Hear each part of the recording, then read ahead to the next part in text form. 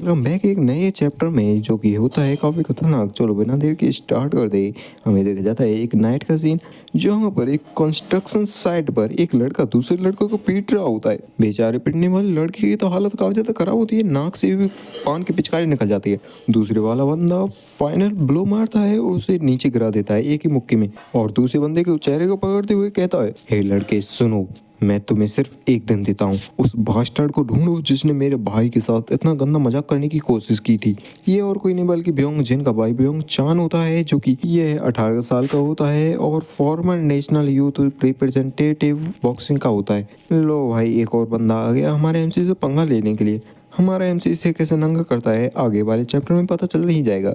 यहाँ पर हमें देखा जाता है एक प्यारी सी सुबह का सीन। वह हमारा सीजन होता है जो कि अभी भी पुरानी बातों को याद कर रहा होता है और सोचता है, अगर कल वाला इंसिडेंट सच में इतना ज़्यादा बड़ा हो चुका है तो इसकी न्यूज़ सच में उस कातिल तक तो पहुंच ही चुकी होगी जो कि हमारे सीजन के पीछे पड़ा हुआ था, और वह मेरे पास अप्रोच करने की कोशिश जरूर करेगा। फिर हमें दिखाई देता है ब्योंग जिन की क्लास का सीन, जहाँ पर हमारा जिन छुप कर नजर रखे हुए होता है। वह धीरे से कहता है, वह लड़का ब्योंग जिन क्या सच में आज स्कूल आया होगा? लेकिन जब वह उसकी सीट की तरफ देखता है तो वहाँ कोई नहीं होता। अच्छा, तो जैसा कि उम्मीद ही थी, वह स्कूल आया ही नहीं है। वैसे भी अगर उसकी जगह पर मैं होता तो मैं भी स्कूल नहीं आता, क्योंकि यह इंसिडेंट सच में काफ़ी ज़्यादा एम्बेरसिंग था। वही सीन शिफ्ट होता है, हमें देखा जाता है क्लास एफ की फर्स्ट असाइनमेंट मीटिंग का सीन, जहाँ पर पांचों स्टूडेंट्स चारों ओर घेरा बनाकर बैठे हुए होते हैं और अपने असाइनमेंट के बारे में मीटिंग कर रहे होते हैं। और उनका टीचर तो आराम से कुर्सी पर बैठा हुआ होता है, उन्हें कोई चिंता नहीं, ये कुछ भी करने चाहे। तभी हमारे जिनका जो क्लासमेट होता है वह कहता है, हे सुनो गाइस, क्या ये सच में कोई टीचर है जो कि हमें असाइनमेंट तो दे दिया लेकिन कुछ कर ही नहीं रहा? आखिरकार हमें और कुछ भी तो बताना चाहिए था ना इसे। जिसकी बातों को वह टीचर भी सुन लेता है और कहता है, हे तुम ऐसा मान सकते हो कि तुम्हारा टीचर यहाँ पर नहीं है, और यह भी मत भूल जाना, अगर तुमने 30% में टॉप नहीं किया तो तुम सभी को इस स्कूल से एक्सपेल कर दिया जाएगा। जिसकी बातों को सुनने के बाद उन सभी का जो मूड होता है वह और ज़्यादा खराब हो चुका होता है। वे फिर से बातें करने लगते हैं। तभी ये कहता है, गाइस चलो सभी अपने अपने एक आइडिया बताओ। जहाँ पर गाहुन आइडिया देती है कि हमें गर्ल्स डांस की वीडियो कवर करनी चाहिए, लेकिन तभी दूसरा बंदा कहता है, नहीं ऐसा नहीं हो सकता, आखिरकार हमारे जो ग्रुप है उसमें 4 लड़के हैं, तो लड़कों वाला डांस कैसा रहेगा, उसकी वीडियो भी अच्छी बनेगी। जिनका क्लासमेट भी कहता है, अरे नहीं क्या कह रहे हो तुम, डांस वाली वीडियो तो काफ़ी ज़्यादा कॉमन हो चुकी है आजकल के टाइम पर, हमें कोई अच्छे विजुअल्स वाली स्टोरी टेलिंग वाली वीडियो बनानी चाहिए।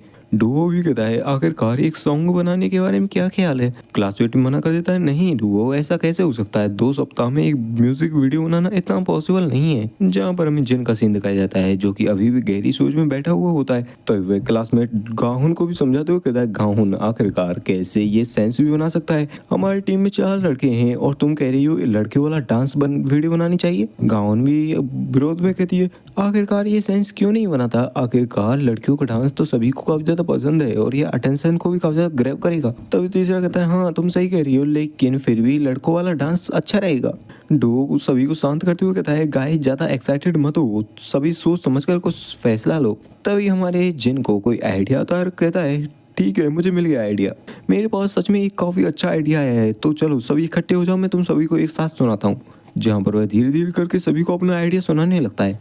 जिसके आइडिया को सुनने के बाद वह लड़का काफी ज्यादा गुस्सा हो जाता है, कहता है, क्या? गाहुन को भी वह आइडिया बिल्कुल पसंद नहीं आया होता। वह कहती है, क्या कह रहे हो तुम? जहाँ पर डू और वह दूसरा लड़का भी एम्बेरेस हो गए होते हैं उसके आइडिया को सुनने के बाद। जनवी कहता है, क्या ये सच में इतना अमेजिंग नहीं था, इसे एक बार करके तो देखो, सच में काफी ज्यादा अमेजिंग होने वाला है ये। जहाँ पर ये आइडिया उसके पास्ट से आया होता है, जहाँ पर जिन अपने पास्ट की बात बताता है, जहाँ पर वह ट्रेनिंग कर रहा होता है। एक दिन ट्रेनिंग करते करते उन्हें काफी टाइम बीत जाता है और वह भी थक चुका होता है, और यहाँ तक कि नाइट का सीन हो चुका होता है। फाइनली उन्हें छुट्टी मिल चुकी होती है और आराम करने के लिए कह दिया जाता है। तभी वहाँ पर आती है सिस्टर, जो कि कुछ लेकर आई होती है, जो कि एक वीडियो कैसेट होती है जिसे वे टीवी में चलाने लगते हैं।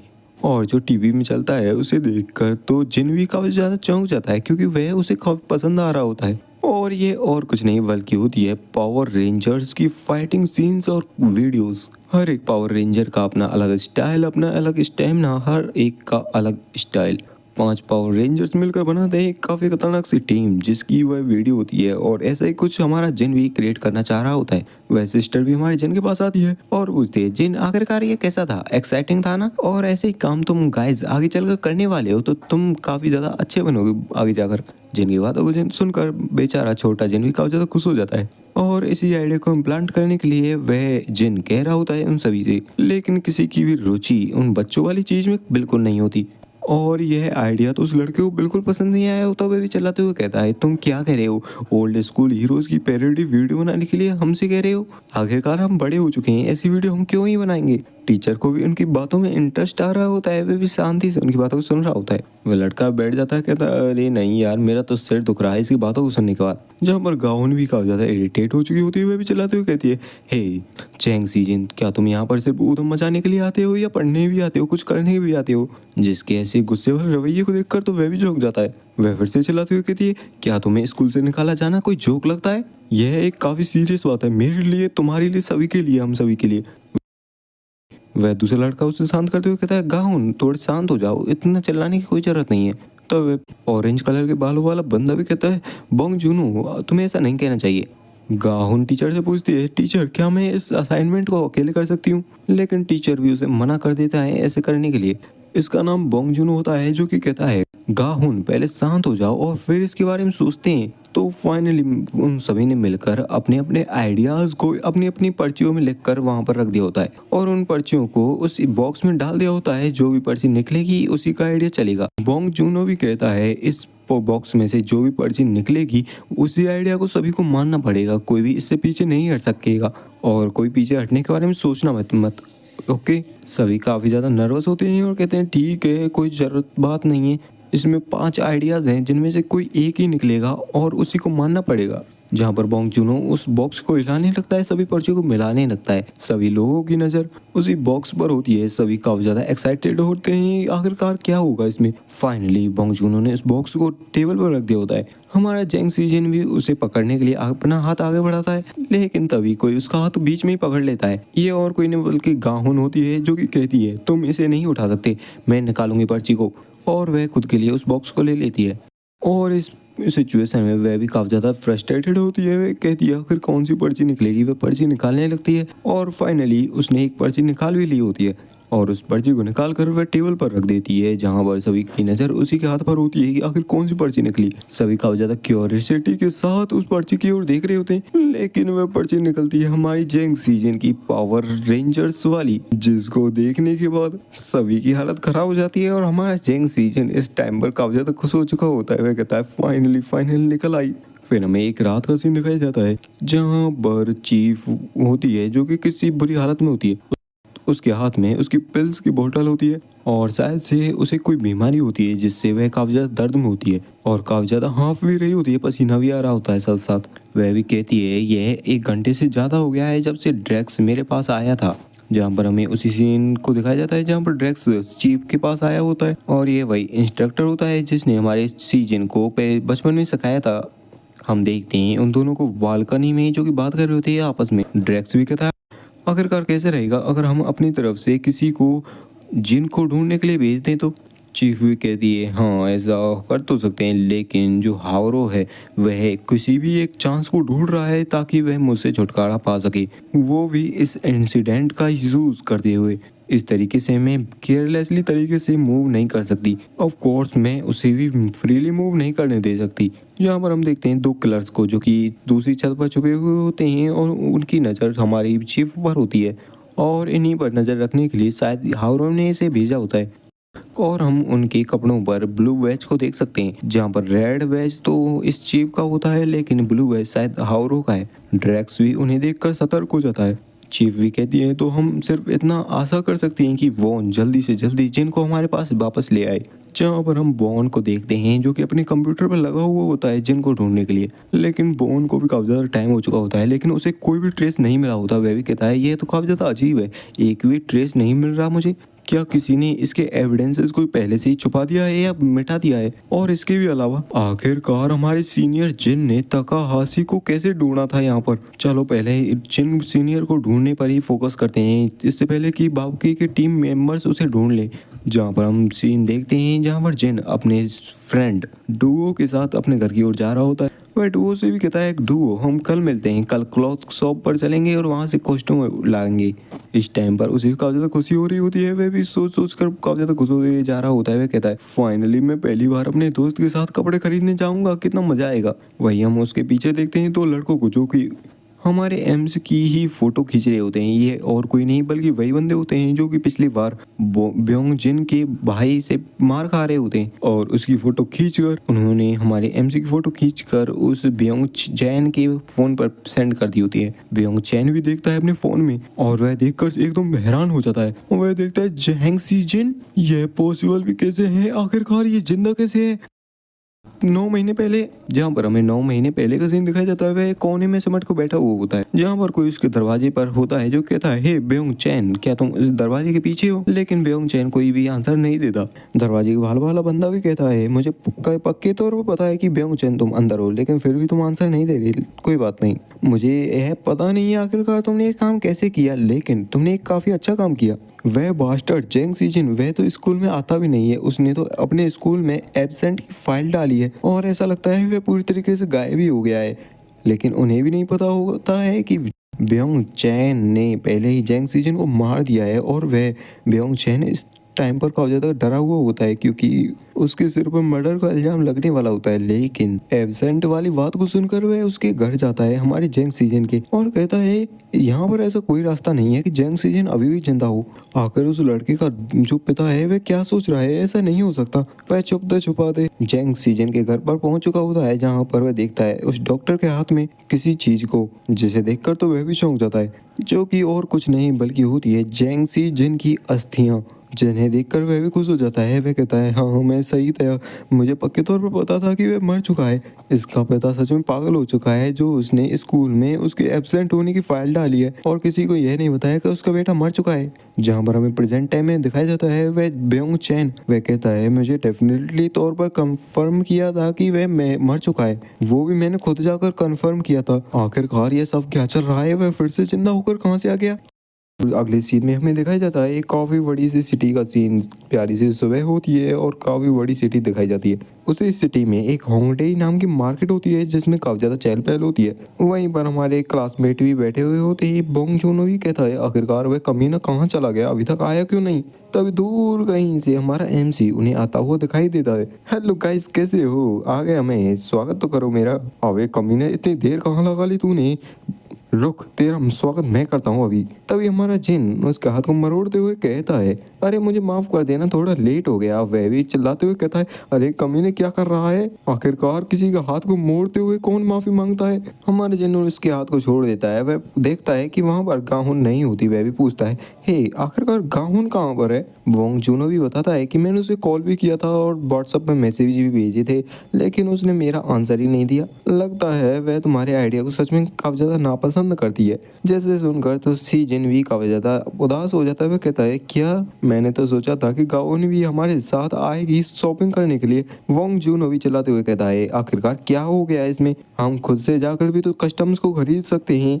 वे वहाँ से चलने लगते हैं जहाँ पर सीजन तो अभी भी ज्यादा उदास होता है। बोंग जूनो उसे समझा रहा होता है सीजन इतने ज्यादा उदास मत हो। तभी हमें देखा जाता है उसी भीड़ भाड़ वाले इलाके में हमारी गाहुन भी आई होती है। वहीं से सीधा एक कैफे को दिखाया जाता है जहाँ पर कोई अपने पेन और पेंसिल्स को लेकर एक प्यारी सी ड्राइंग बना रहा होता है और ये और कोई नहीं बल्कि होती है गाहुन, जो कि पूरी लगन के साथ अपनी ड्राइंग बनाने में लगी हुई होती है। वहीं से थोड़ी दूरी पर दो लड़कियां भी खड़ी हुई होती हैं जिनमें से एक लड़की की नजर हमारी गाहुन पर जाती है। उनमें से एक लड़की कहती है ओ हेजोंग देखो तो सही, वहां पर गाहुन बैठी हुई है। हेजोंग कहती है क्या गाहुन। वह भी उसी कैफे की तरफ देखती है जहाँ पर हमारी गाउन स्केच बना रही होती है, जिसे देखने के बाद तो वह भी थोड़ी नाराज हो जाती है और इविल सी स्माइल के साथ सीधा फोन करती है किसी बंदे को और कहती है हे क्या तुम थोड़ा मजाक करना चाहोगे। तो हमें दूसरी साइड का सीन दिखाया जाता है जहाँ पर एक बंदा आराम से बेसबॉल बैट के साथ बेसबॉल खेल रहा होता है और ये और कोई नहीं वही बंदा होता है जिसने पिछले चैप्टर में हमारे एमसी के साथ पंगा लिया था। लिटरली भाई बेसबॉल खेलने में तो एक नंबर का होता है और उसके चेहरे चपाटे भी उसकी काफी ज्यादा तारीफ करते हैं उसे शॉट मारने पर। और भाई उस कमीनी लड़की ने फोन सीधा इसी बंदे को मिलाया होता है। वह भी कहता है ओह हे जोंग क्या तुमने फोन किया, आखिरकार ऐसा क्या ही हो गया जो तुमने सामने से फोन किया मेरे के लिए।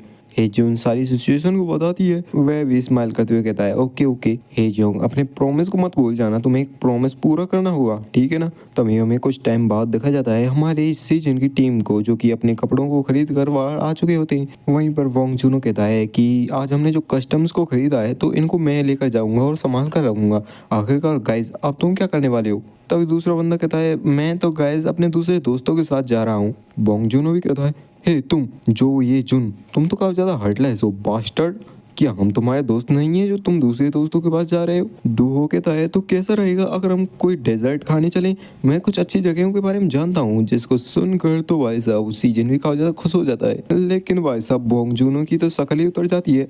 वह अपने आप को अपने इन नन्हे दोस्तों के साथ एक काफी बड़े कैफे में इमेजिन करता है, जहाँ पर चारों तरफ लड़कियां हैं और ये चारों लड़की एक ही टेबल पर खाना खा रहे हैं। जिसे इमेजिन करने के बाद तो वह भी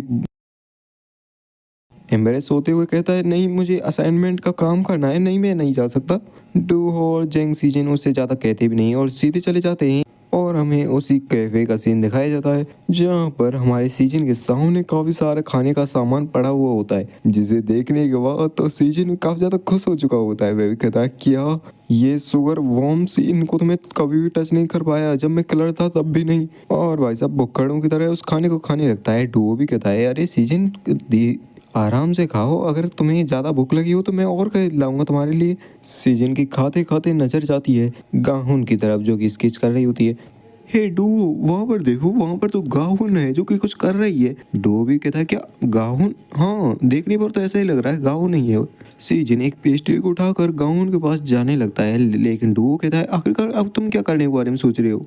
सीजन कहता है कि यह अच्छा रहेगा कि मैं गाउन के साथ जाकर खाऊं थोड़ा बहुत। डुओ मना करते हुए कहता है कि सीजन मुझे ऐसा लगता है कि तुम्हारा ये आइडिया इतना अच्छा नहीं है। सीजन भी कहता है क्या अच्छा नहीं है, हाँ एक बार उसकी तरफ देखो तो सही, वह कितनी लगन से अपने काम में लगी हुई है, क्या तुम्हें उसके काम में इंटरफेयर करना चाहिए इस टाइम पर।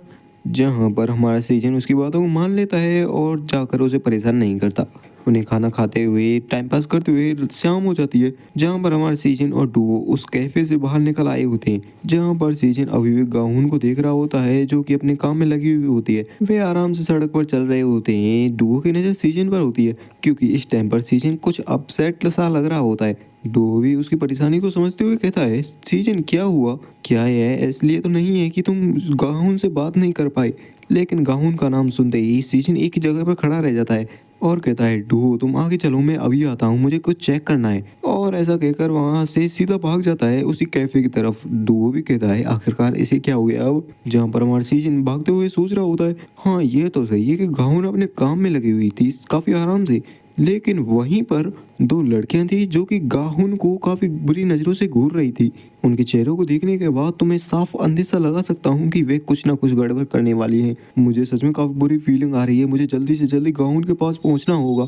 तभी हमें एक गली का सीन दिखाया जाता है, जहाँ पर कोई कहता है आखिरकार तुम यह क्यों कर रहे हो मेरे साथ। जहाँ पर किसी ने गाहुन को दीवार से सटा दिया होता है और बेचारी गाहुन के हाथ से उसका प्यारा केक नीचे गिर के टूट चुका होता है और खराब हो चुका होता है। वह भी चिल्लाते हुए कहती है आखिरकार तुम मेरे साथ क्या करने वाले हो, मुझे जाने दो, कोई मेरी मदद करो। तभी वहाँ पर कोई आता है जो कि कहता है आखिरकार तुम कितना भी चिल्ला लो, यहाँ पर कोई भी तुम्हारी मदद करने के लिए नहीं आएगा, क्योंकि यहाँ पर ज़्यादा लोग हैं ही नहीं, क्योंकि यहाँ पर कंस्ट्रक्शन का काम चल रहा है। गाहुन भी उस बंदे को देखते हुए कहती है क्या तुम, और ये वही लड़की हे जियोंग होती है।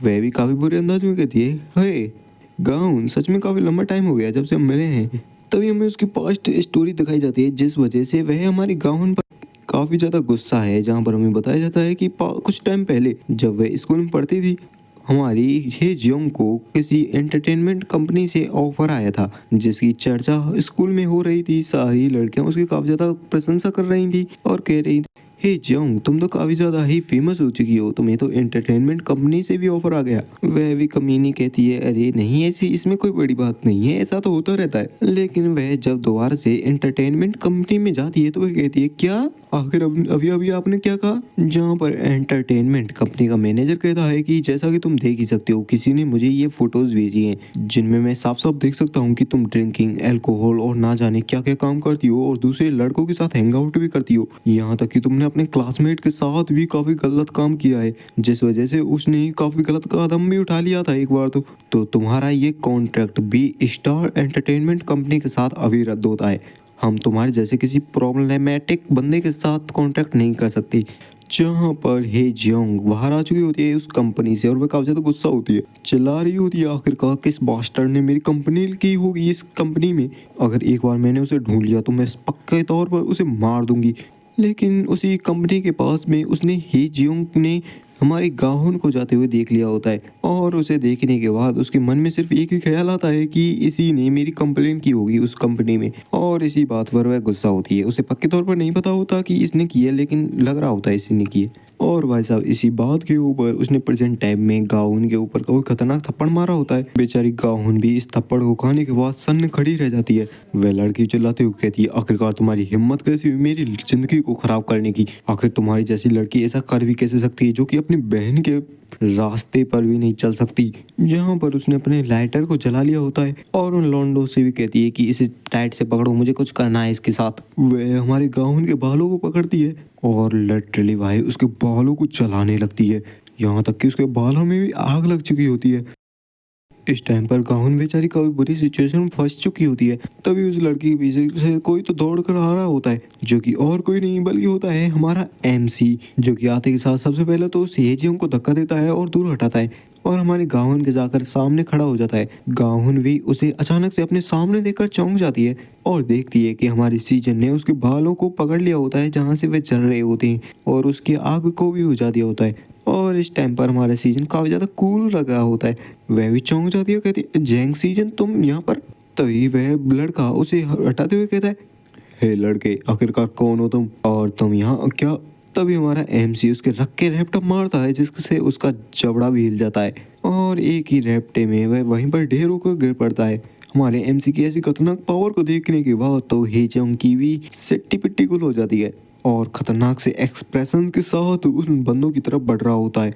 एक लड़का तो अपने आप को बचाने के लिए गाहुन को पकड़ लेता है और कहता है, हे बास्टर्ड मेरे पास मत आना तुम। सीजन भी सिचुएशन को समझते हुए वहीं पर रुक जाता है और वहीं पर नीचे बैठ जाता है। लेकिन यह हमारे एमसी का ही एक प्लान होता है जिसमें उसने जमीन से एक पत्थर को उठा लिया होता है और उस कंकड़ को सीधा थ्रो करता है उसी बंदे की आंख की तरफ, जिससे उसकी आंख जैसे हिट होती है वह भी आगे नहीं देख पाता। हमारा एमसी भी मौका देखते हुए सीधा जंप करता है उसी बंदे की तरफ और लिटरली भाई रख के फ्लाइंग किक मारता है उस बंदे के चेहरे पर और इस एक अटैक के साथ वह भी ढेर हो जाता है। बाकी के दोनों बंदों इस टाइम पर काफी ज्यादा घबराए हुए होते हैं। दोनों ही बंदों की तोते उड़ चुके होते हैं इस टाइम पर। हेजोंग भी चिल्लाते हुए कहती है, आखिरकार तुम दो लोग हो, तुम क्यों घबरा रहे हो? ये सिर्फ एक बंदा है, तुम क्यों नहीं इसे हरा पा रहे? आखिरकार ह्योग जी ओपा क्या कर रहे हैं? इसे हरा के क्यों नहीं? जैसे ही ह्योग जी का नाम लिया जाता है वैसे ही एक बेसबॉल बैट उड़ता हुआ आता है हमारे एमसी की तरफ, जिसे तो हमारा एमसी बगल के हटकर डॉज कर लेता है, लेकिन वह बैट बाउंस होते हुए सीधा उस लड़के के मत्थे पर लगता है और यहाँ पर एंट्री होती है ह्योग जी की। और इसे देखने के बाद तो हमारा एमसी का ज़्यादा गुस्से में आ जाता है क्योंकि पिछले बार भी इसी ने इसका मूड फोड़ दिया था। वह भी हमारे एमसी को चिढ़ाते हुए कहता है, हे हनी हम फिर से मिल गए। इस टाइम पर वे दोनों एक दूसरे के आमने सामने होते हैं। माहौल थोड़ा सा शांत हो चुका होता है। ह्योग जी के सामने शेर बनने के लिए उसके दोनों चमचे उसके सामने खड़े हो जाते हैं और कहते हैं, सीनियर इसे हमारे लिए छोड़ दो, हम इसे आराम से हैंडल कर लेंगे। लेकिन उनकी भी हालत खराब होती है, पसीने छूट रहे होते हैं। ह्योग जी भी कहता है, अच्छा तो तुम इससे लड़ सकते हो तो जाकर लड़ो ना। जहाँ पर वे दोनों हमारे एमसी को दोनों ओर से घेर लेते हैं। हमारा एमसी भी इन दोनों लड़कों को अपने देखकर अपने मन में सोच रहा होता है, इन लड़कों को तो मैं जान से मार दूंगा। लेकिन इस सिचुएशन में मैं ऐसा करना नहीं चाहता। जहाँ पर एक बंदा सीधा आगे बढ़ चुका होता है हमारे एमसी पर अटैक करने के लिए, लेकिन हमारा एमसी काफी शांत स्वभाव के साथ एक रख के रैंपट मारता है उसकी ठुड्डी पर। सामने वाले बंदे को संभालने के बाद पीछे वाला बंदा भी हमारे एमसी पर अटैक करने के लिए आगे बढ़ रहा होता है, जिसके अटैक को डॉज करने के लिए एमसी तो नीचे झुक जाता है और सीधा पलट के वार करता है उसके ऊपर। यहाँ पर हमारे एमसी ने उसके ऊपर भी पंचेस की बरसात कर दी होती है और वह बंदा भी वहीं पर ढेर। लेकिन तभी खेल खत्म नहीं हुआ होता, तभी उसे बगल से चिल्लाने की आवाज़ सुनाई देती है। ये और कोई नहीं बल्कि गाहुन के चिल्लाने की आवाज़ होती है, जो कि उसी बंदे ने उसके बालों से पकड़ रखा होता है उसे। वह भी कहता है, वाह तुम तो काफी अच्छा फाइट कर लेते हो लड़के। जहाँ पर हमारा एमसी भी काफी ज्यादा गुस्सा हो चुका होता है। वह कहता है, तुम तो काफी ज्यादा डरपोक हो, तुम फिर से पहले तो उस बिल्ली को मार रहे थे, अब इस लड़की के ऊपर हाथ उठा रहे हो। वह भी कहता है, वैसे तो मैं इतना आगे जाना चाहता था नहीं, लेकिन अब मैं काफी ज्यादा गुस्सा हो चुका हूँ क्योंकि तुमने मेरे जूनियर्स को काफी बुरी तरीके से पीटा है। तो लड़के मैं तुम्हारे ऊपर 5 बार हमला करूंगा जिन्हें तुम्हें सहना है और मैं इस लड़के को जाने दूंगा। जिसकी बात को सुनकर तो एमसीवी चौंक जाता है, लेकिन जब वह गाउन की तरफ देखता है तो उसके दिमाग में और कोई ख्याल आ ही नहीं रहा होता। तो हमारा एमसीवी अपने हाथों को ऊपर करते हुए अपनी ही जगह पर सीधा खड़ा हो जाता है। वह लड़का भी खुश हो जाता है इस सीन को देखने के बाद और अपना पहला अटैक करने के लिए आगे बढ़ चुका होता है हमारे एमसी की तरफ। लेकिन हमारे एमसी की बॉडी कंडीशन इतनी अच्छी नहीं है कि वह इसके एक भी हिट को झेल सके, इसलिए वह भी फाइट बैक करना चुनता है और सीधा आगे बढ़ जाता है उसी बंदे की तरफ। और भाई साहब इस बार उसने रख के पंच मारा होता है उस बंदे के ऊपर, जहां पर उस एक पंच ने वहां पर धूल उड़ा दी होती है। लेकिन हमारा एमसी आगे की सीन को देखकर और भी ज्यादा घबरा जाता है, क्योंकि वहां पर उस बंदे ने हमारे एमसी के पंच को हवा में ही रोक लिया होता है। लिटरली भाई उस बंदे के तो पंच हिट भी नहीं हुआ होता। जहां पर हमें उसके पास्ट का सीन दिखाया जाता है, जहां पर वह बेसबॉल बैट खेल रहा होता है। एक बंदा काफी तेजी से बॉल को फेंकता है, वह बॉल की स्पीड भी काफी तेज होती है, लेकिन वह बंदा उस बॉल को काफी आसानी से कैच कर लेता है। वहीं उस लड़के के इस बेसबॉल बैट की फील्डिंग को देखने के बाद दो बंदे वहां पर बैठे हुए होते हैं, वे भी काफी ज्यादा खुश हो जाते हैं। उनमें से एक कहता है, ये लोग तो कह रहे थे कि यह स्कूल काफी पिछड़ा हुआ है, लेकिन यहाँ पर तो सच में काफी अच्छा प्लेयर है एक। तभी दूसरा कहता है, हाँ एक नहीं यहाँ पर दो हैं, एक तो सामने बॉल फेंकने वाला और दूसरा ये। सच में ये बंदा काफी अच्छे कैचों को पकड़ लेता है और इसी तरह उसने अपनी बेसबॉल टेक्निक का यूज करते हुए हमारे एमसी के पंच को भी पकड़ लिया होता है। एमसी भी गुस्सा होते हुए कहता है, अगर मैं अपनी ओरिजिनल कंडीशन में होता तो इसके तो भूत भगा देता, लेकिन कुछ भी मान लो अब। वह लड़का भी कहता है, अगर मैं अब मेरे दिमाग में कुछ भी चीज़ ले आऊँ तो भाई साहब यहाँ पर ऐसी कोई चीज़ नहीं है जिसे मैं कैच नहीं कर सकता। यहाँ तक कि उस लड़की के बाल भी। अपने गाउन के बारे में ऐसी बात को सुनकर वह भी काफी ज्यादा गुस्सा हो चुका होता है। वह लड़का भी दोबारा से अपने बेसबॉल बैट से उसके ऊपर अटैक करने लगता है, लेकिन हमारा एमसी एक जंप लेता है और एक खतरनाक सा हेडवर्ड मारता है उसकी टुड्डी पर। लेकिन उस बंदे को ज़्यादा फर्क पड़ा नहीं होता, वह भी बैक फायर करता है, लेकिन हमारा एमसी डॉज कर लेता है उसे। फिर मारता है कि काफ़ी खतरनाक सी फ्लाइंग किक उसके सिर पर, लेकिन वह देखता है एक बार फिर से उस बंदे ने हमारे एमसी के टांग को पकड़ लिया होता है। हे लड़के, मैंने तुमसे पहले ही भी कहा था, यहाँ पर ऐसी कोई चीज़ नहीं है जिसे मैं कैच नहीं कर सकता। लेकिन भाई साहब इस टाइम पर हमारा एमसी यूज करता है यूआई टनल ये वाली काफ़ी खतरनाक से अटैक को और रख के लात मारता है उस बंदे की कनपट्टी पर। इस अटैक में इतनी ज़्यादा पावर नहीं होती क्योंकि हमारे एमसी की बॉडी वीक है, लेकिन फिर भी यह अटैक इतना खतरनाक है कि उस तगड़े से बंदे को भी जमीन पर गिरा दिया होता है। वह भी कहता है, तुम बास्टर्ड। हमारा एमसी अपनी पूरी पावर को इकट्ठा करते हुए कहता है, तो चलो देखते हैं क्या तुम इसे भी कैच कर सकते हो। जहाँ पर हमारा एमसी अपने एक हाथ से पंच मारने लगता है उस बंदे के ऊपर। वह बंदा भी कहता है, इसके मोशन को देखने पर लग रहा है कि यह अपने लेफ्ट हैंड से काफी खतरनाक अटैक करने वाला है, तो इसे तो मैं आसानी से कैच कर लूंगा। लेकिन हमारे एमसी ने लेफ्ट हैंड का यूज करने की जगह पर राइट हैंड से अचानक से हमला कर दिया होता है उस बंदे के ऊपर। फिर अचानक से लेफ्ट हैंड से अटैक कर देता है और ऐसे ही एक एक करके उस पर अटैक किया जा रहा होता है। वह बंदा भी समझ नहीं पा रहा होता आखिर कौन सा अटैक कहाँ से हो रहा है। यहाँ पर पंचेस की बरसात हो चुकी होती है। एमसी भी सोचता है, नहीं मैं ज़्यादा देर तक इस फाइट को कंटिन्यू नहीं रहने दे सकता, मेरी बॉडी भी जवाब देने लगी है अब तो। यहाँ पर हमारा एमसी फाइनल ब्लो मारने के लिए आगे बढ़ चुका होता है। वह बंदा भी समझ नहीं पा रहा होता आखिरकार अभी ये कहाँ से पंच मारने वाला है, लेफ्ट या राइट कौन सा। एमसी भी कहता है इस बार, और इतना कहता है ये कि सीधा लात मारता है काफ़ी खतरनाक तरीके से। कितना भी तगड़ा बंदा हो उसका एक वीक स्पॉट तो होता ही है, जिसी वीक स्पॉट पर हमारे एमसी ने लात मार दी होती है, जिससे तो भाई उस बंदे के गोटे भी मुंह में आ चुके होते हैं। जिसके ऐसे एक्सप्रेशंस को देखने के बाद तो एमसी भी काफी ज्यादा खुश हो जाता है, देखा ना कर दिया ना तुम्हारा काम तमाम। और उस खतरनाक सा अटैक को झेलने के बाद वह बंदा भी जमीन पर गिर पड़ता है मुंह के बल। सीजन भी भागता हो जाता है और कहता, गाउन क्या तुम ठीक हो, क्या तुम्हें कुछ हुआ तो नहीं। गाउन भी कहती है, जेंग सीजन आखिरकार तुम यहाँ पर क्या कर रहे हो, तुम यहाँ पर क्यों आए। सीजन भी कुछ नहीं कह पाता, वह लेकिन हमारे एमसी के पीछे हम देखते हैं कीटिंग वीम की औलाद, मतलब उसी बंदे को जो कि फिर से एक चट्टान की तरह आकर खड़ा हो चुका होता है। गाउन भी कहते हैं, जेंग सीजन अपने पीछे देखो, जहाँ पर उस बंदे ने हमारे एमसी का कॉलर पकड़कर पीछे खींच लेता है और हवा में ऊपर उठाते हुए सीधा दीवार की तरफ फेंक के मारता है। वैसे तो भाई किटिंग किम की यह औलाद कुछ नहीं कर पाती, लेकिन हमारा एमसी की कुछ ही कंडीशन इस टाइम पर अच्छी नहीं है, नहीं तो इसे भी बता देता। एमसी भी गुस्सा करते हुए कहता है, तुम बास्टर्ड, अब तुम मुझसे यह मत कहना कि तुम एक लड़की हो। जिस बात को सुनकर तो वह भी उसके भी एक्सप्रेशन चेंज हो जाते हैं। वह लड़का भी कहता है एक बार इस बेवकूफ की तरफ देखो तो सही, एक बार इधर देखो, क्या तुम इसे देखकर भी यह कहोगे कि मैं एक लड़की हूँ? एमसी भी कहता है तो फिर मैंने तो वह अटैक सीधा तुम्हारी उन पर किया था, लेकिन फिर भी तुम कैसे खड़े हो? ओह, तुम्हारा अटैक वह तो काफी आसान था, क्योंकि मैंने अंडरवियर के नीचे ग्रोइन प्रोटेक्टर जो पहना था। एमसीबी यह सुनकर चौंक जाता है, कहता क्या ग्रोइन प्रोटेक्टर पहन रखा था? हाँ, यह सही है, क्योंकि बेसबॉल गेम में एक जो ट्रू कैचर होता है उसे इस चीज को 365 दिन और 24 घंटे पहन कर रखना होता है। हमारा एमसीबी गुस्सा करते हुए कहता है आखिरकार तुम बास्टर्ड, तुम क्या कह रहे हो? आखिरकार कौन सा कैचर इस चीज को 24 घंटे पहन कर रखता है? वह बंदा भी गुस्से में आ जाता है, वह कहता है क्या तुम्हें क्या लग रहा है मैं झूठ बोल रहा हूँ? एमसीबी समझ जाता है इसे बेवकूफ़ बनाना थोड़ा आसान है। एमसीबी कहता है हाँ, मैं नहीं मानता तुम एक अच्छे कैचर हो, आखिरकार तुम्हारे जैसा कोई झूठ कैसे बोल सकता है? मैं जब तक अपनी आंखों से नहीं देख लेता तब तक मैं मान ही नहीं सकता तुम ऐसा कुछ करते हो। अगर तुम एक रियल कैचर हो तो तुम्हें उसे पहन कर रखना है, तो मुझे दिखाओ। वह बंदा भी गुस्सा हो जाता है, वह कहता है क्या फेक कैचर, वह भी मैं? वह इतना कहता ही है कि वह अपनी पैंट को खोल देता है और कहता है तो देख लो तुम ही, क्या मैं झूठ बोल रहा हूँ इस टाइम पर भी, जहाँ पर उसने सच में ग्रोन प्रोटेक्टर को पहन रखा होता है। एमसीबी उसे देखने के बाद कहता है तो ठीक है, मैं एडमिट करता हूँ कि मैं झूठ गलत था तो, और ऐसा कहने के साथ सीधे बढ़ जाता है उसी बंदे की तरफ अटैक करने के लिए। वह बंदा भी कहता है ये सच में काफी ज्यादा तेज है, लेकिन मैं डॉज कर सकता हूँ इसे। लेकिन बंदे ने जब पैंट खोला था तो पैंट उसके पाँव में अटका होता है। वह भी कहता है लगता है टाइम पूरा हुआ, और इसी के साथ रख के लात पड़ती है उसकी नाक पर, और इस खतरनाक से नी अटैक के साथ उसकी खोपड़ी में झंझनाहट सी हो जाती है। एमसी चिल्लाते हुए कहता है तुम्हें एक वॉर्न प्रोटेक्टर अपने चेहरे पर भी पहन रखना चाहिए। और उस खतरनाक से अटैक को खाने के बाद वह भी नीचे गिर पड़ता है।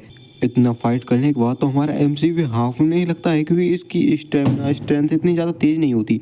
और वह कहता है अगर ऐसी फाइट पहले होती तो मैं इस तरीके की फाइट को काफी पहले ही एंड कर चुका होता। लेकिन वह देखता है वह बंदा फिर से खड़ा हो चुका होता है, और वह भी काफी ज्यादा हाँफ रहा होता है कि ये वास्टर्ड ये मरता क्यों नहीं, खत्म क्यों नहीं होता। लेकिन हम देखते हैं वह भी बेहोश हो जाता है। वहीं एमसी हमारे एमसी के सामने गिर पड़ता है।